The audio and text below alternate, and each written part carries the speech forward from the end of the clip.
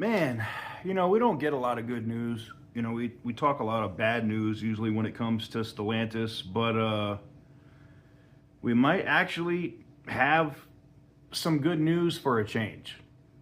Because it looks like Stellantis is about to spend $406 million on Detroit factories. Let's talk about it. For the longest time. Whoa. For the longest Yo, Percocet, Miley Percocet, Percocet, Miley Percocet, represent, gotta represent. What is up, guys? Welcome on back to TK's Garage. And today, we are talking about Stellantis spending $406 million for EVs and hybrids across 3 Michigan plants. Stellantis NV said Wednesday it's investing $406 million across 3 Michigan plants as it gears up to add more electric vehicles and hybrids to its lineup. I think it's probably going to be more hybrids because the electrical stuff right now for them is a friggin' disaster. The maker of Dodge, Chrysler, Jeep, and Ram said the investments are happening at the Sterling Heights Assembly Plant, the Warren Truck Assembly Plant, and the Dundee Engine Plant, and that some of the upgrades are already complete. A rough outline of the investments was already known following last year's contract negotiations with the UAW, but the details and amounts were not. Now, what's crazy is Sterling Heights has already seen some of this stuff going on, but that doesn't, they're talking about trying to get, and here comes the negative part, right? Let's say they do these upgrades and Sterling Heights is putting out the 1500 Ram REV, right? Awesome. Okay. Great. But they moved the regular internal combustion engine 1500 Ram to Mexico. You're not going to make as many EV trucks as you are going to make internal combustion engine trucks.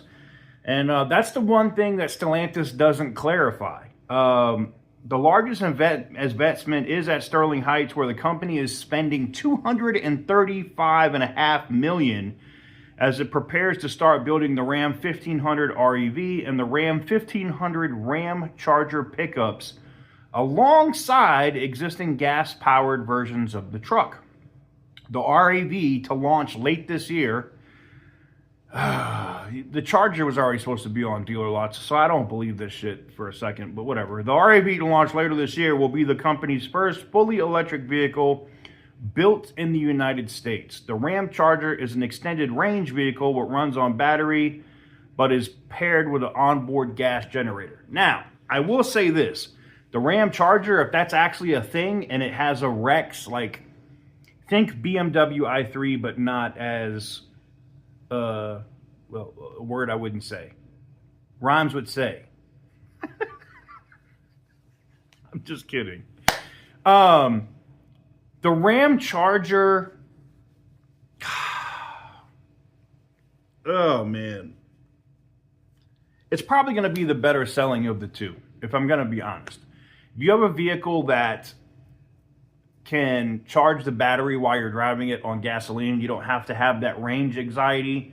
I know this prime example because I literally drove a BMW i3 with a Rex from Miami to Las Vegas.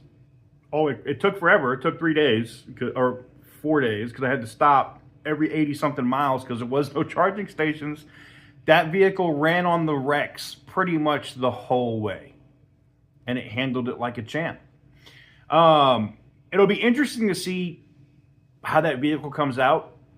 That I possibly could see selling. Possibly. I just don't see the EV stuff selling. Just plain, flat, electric vehicle. I just don't see it. But I'm happy to see that there's some news, at least about the numbers. I mean, the people at SHAP have been sending me stuff about the EV stuff they've been installing there for months.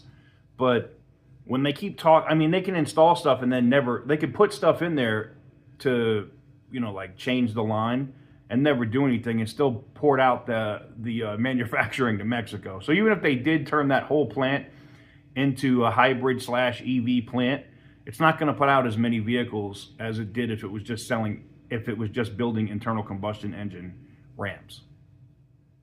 Anyways, and we're seeing that already. If you want to know, like, just look at what's going on with Windsor with the Dodge Charger EV, where they're putting out maybe 10 a day.